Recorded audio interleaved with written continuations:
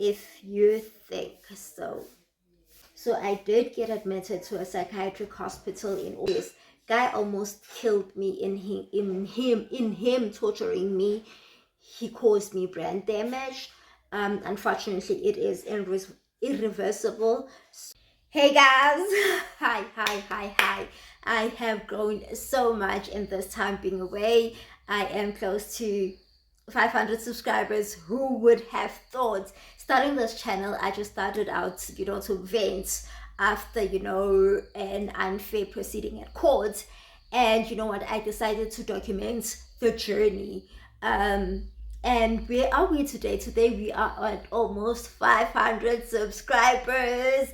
Boop, boop, boop, boop. Thank you for everyone who has joined and joined our community, joined our family, and subscribed to the channel.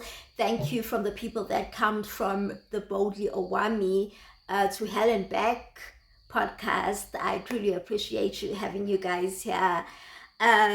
So for those that are new, welcome, and for those that have been with me and have wondering, where is this girl? This channel is not giving out information. This girl is not getting out content. Where is she? Well, girls, hey people, I think for the past 3 months I've been in and out of hospital. If not in hospital, depression has been, my place of residence. So I've been in depression for so long. I've even been in a hospital, for a psychiatric hospital to try and get me better. However, that, did not work out. And I would say it was me, because I've been to this hospital before and it has always done wonders. But this time I barely participated. I think because of the ongoing number of trials that have been going on, the unfairness of the justice system, and trying to breathe, as in like stay alive, breathe in and out amongst all that becomes a job on itself.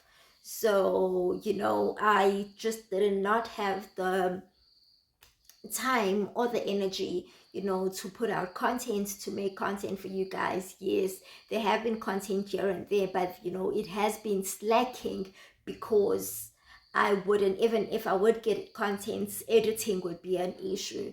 So today we are finally here. We did make some content. We put on a pretty face on, and I showed up. So yes, hospitalization number 1. Oh, basically, even before hospitalization, this is what happened. I was so depressed. I was, anxiety, the court cases, were on and off. Me trying to also get hold of my health, because I could see and feel my health deteriorating, so much so that my friends, now that I'm better, have had the energy, or rather it's been the liver to tell me that you now sound alive. At some point we thought that we were losing you. I remember going to a dance competition. If you are a resident of this channel, you will see that I am a member of the dance sports community. So I went to a dance sports ballroom and Latin competition, and I was not well at all. Now that I'm better, now they have now they are able to tell me that, girl, at that point you did not look okay. We thought that you come into the competition because it being your first love. We thought that you have come here to say your goodbyes. And God lovingly, God willingly, here I am, looking much better, having the energy, like I said, to show up. I am truly grateful to the one above. I'm truly grateful to a great support system that I have. And most of all, actually, I'm truly grateful to myself for always having the willpower to always want to continue, to not give up. I've had times whereby I felt like unaliving myself, but I pushed through, and I am where I am today. Somebody keeps calling me and I don't understand why don't they get that I am declining their call. But that's not where we are. A couple of months back, so we know that the justice system favors the perpetrator. In this case, I'll be exact, it favors my perpetrator. And with that, it gives him the honor, to continue doing what he does, to say and do things that are against, the law, and nothing is done about it. He gets by with it. I mean, if there are no repercussions for him, the only repercussions that there are is me looking like I'm stupid when I open these cases. And whereby I've even told myself that these cases, I'm opening them just, so that there is documentation. Sometimes they don't even allow me to open that case. Yeah, it's fine. I guess I have no other choice than to say it's fine. What else? So yes, it has given him, the will and power to, feel that he is above the law and continue doing what he does, which is, making my life a living hell. And so I was called into court by a certain prosecutor who claimed that she did not know me from a bar of soap, which was a lie. But she told me that my cases have been marked red, or to say that, what I'm the I mean am, the trouble. So yeah, so that was to discourage me. Unfortunately, there is a video before these that whereby I say we're gonna get all the lies and all the words. They can say whatever they want to say. It is not sticking in, because at the end of the day, chats, girl has her confidence. I thoroughly know who I am. I know what I am. I am not at all disturbed by what people say. I am. It might be because, at the end of the day, I'm human. So it might affect me at the time, but then when I come back to myself, I, gather myself, and, it comes back to knowing who I am. And whatever another person says, does it really matter? Does it put food on my table? Is it who I am? Does it contribute to making me a better person? No. If the answer is no, then nakisha, nothing, past that. So I remember being called into this meeting to be told that I'm melodramatic, that, I'm just an attention seeker. That obviously that did not, but now I phased that off my system. But at the time, I remember wanting, to unalive myself. I remember, nights on end. I think it was plus 5 days. 5 days and 5 nights, of not sleeping at all. Yeah. And so with that, obviously, I did not have any energy to do anything at all.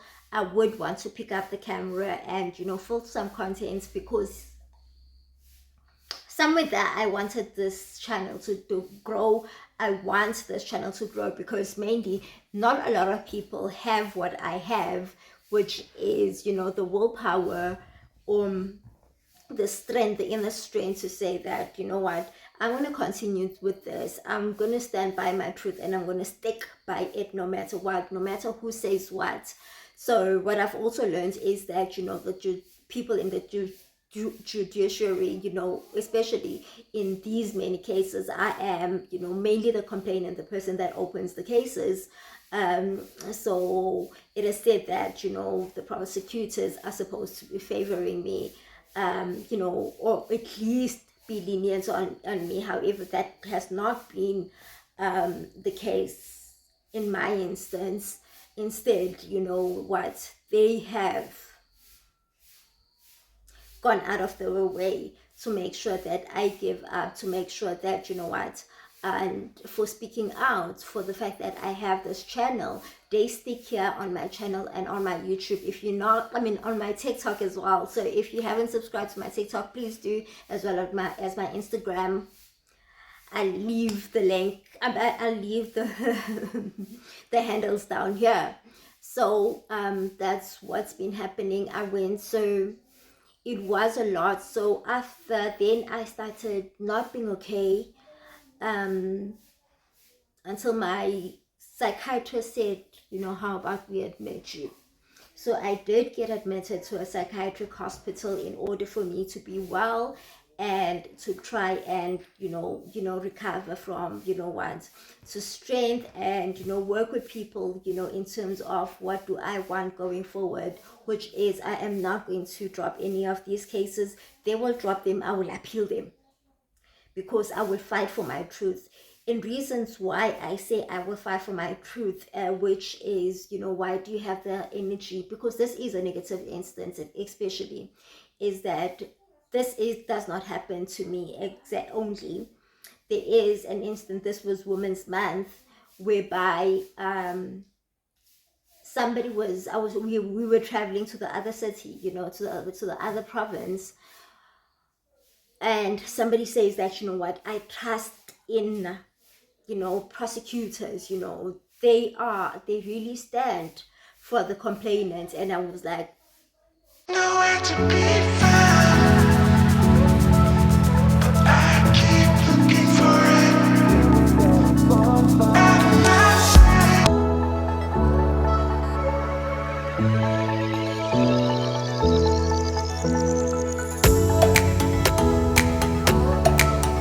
It's a feeling that I find. It's a feeling that I find.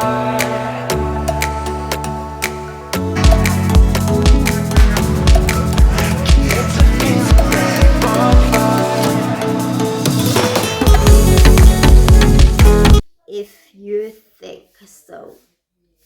And what will happen 2 days later is that this person will wait for me in a just close to court,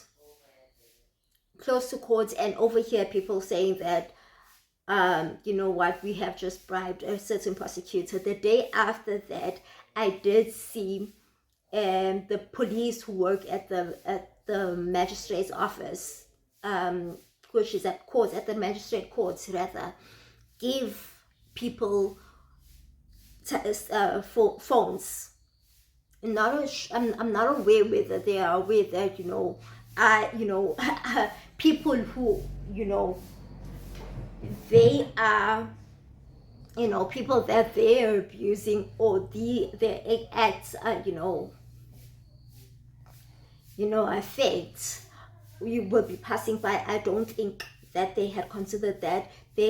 What these people mainly think of is, how much money is coming to me that I did not work for. And so, because I am being paid extra money by this person, I'm not going to stand for the truth. I'm not going to stand for the law. I will make the other person's life havoc.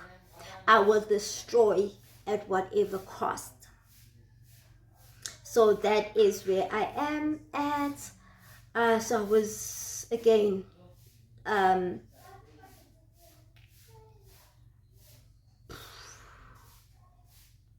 was admitted. This is also at the time whereby my mobility is starting to get worse at worse. Using the walking frame is starting to be almost impossible. And I was admitted, and then, after many attempts to get me walking again, they were not successful, until this doctor took me for an MRI test and realized, you know what, the specific doctor that needs to be handling my case. So I am going there. While waiting on that, we tried the hospitalization, couldn't stay long because medical aid had not approved that. And I came back home, tried to recover as much as possible, but I still haven't had that my signature laugh, which is a loud, stupid, the silliest laugh, so loud, and not not nice at all. So I haven't regained that back. So I told myself that I will know that I am no longer depressed once I have that laugh back. Then I finally, time did go by, a couple of months, and then I was admitted again. In this admission, we came out with a diagnosis. Now we finally know that Usatane almost killed me. So for new subscribers and everybody that caught this along the way, please kindly do share that you would like me to retell the story, or you would rather go down to the beginning of the channel and find the videos that I made regarding what really happened in terms of the abuse. But yes, guy almost killed me. In him torturing me, he caused me brain damage. Unfortunately, it is irreversible, so I might end up, no, actually, so I trust in God above, but the prognosis is that I will be in a wheelchair, and chances are I am going to be getting worse going forward. And the expenses of this medical, medical, what is it, medical situation that I found myself in is really, really also taxing on, on the pocket as well. What else? So this is where that is where I've really had the energy to wake up, do some makeup, wake up even, I feel very comfortable waking up and, recording or filming. Hello. So I don't remember where I, ended up of what I finished with when I was telling the story of, the corruption that happens, in our courts in South Africa.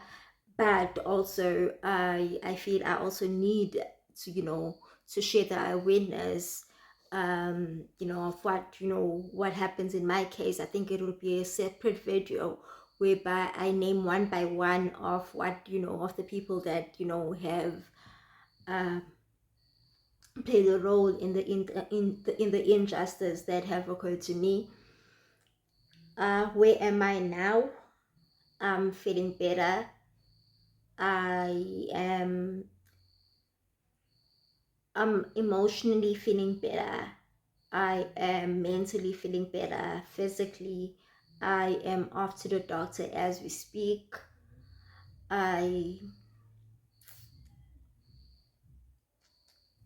Life is just not going well. I am going, today is a Friday. Next week I am being admitted into another hospital by a neurologist. It is all just too much for me. However, I do wish for the best, and I hope for the best. I hope that one day the law that is set will abide, or will prevail rather, and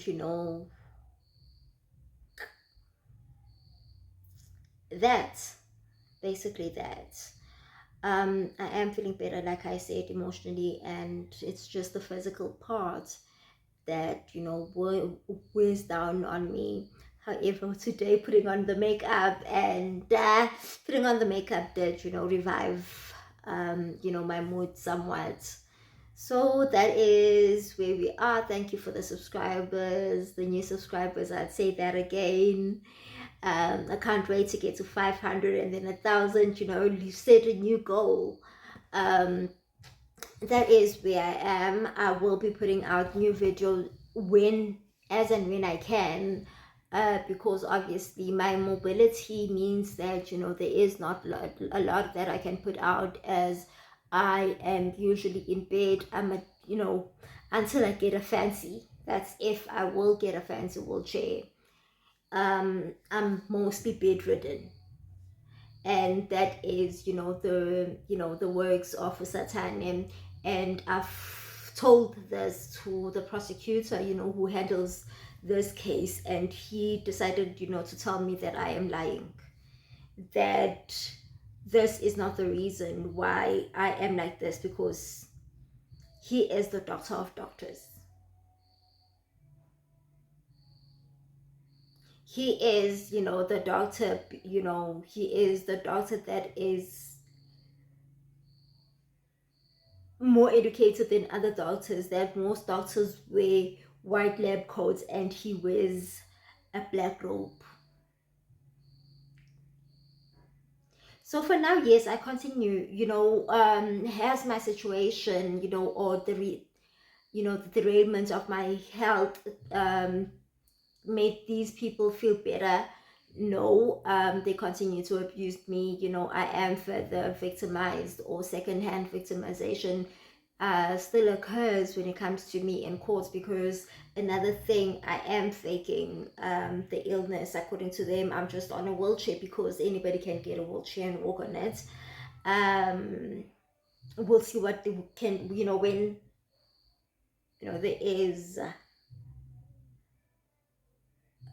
documentation that proves such. We will see then what will their excuse be. But for now, I'm at peace. I can say having a good support system, works wonders, and also having been built bulletproof strong. Nobody, and I mean nobody, can take that away from me. I do defy a lot. I cry a lot. I am a crybaby, but you know what? Once I cry, I let go of that, and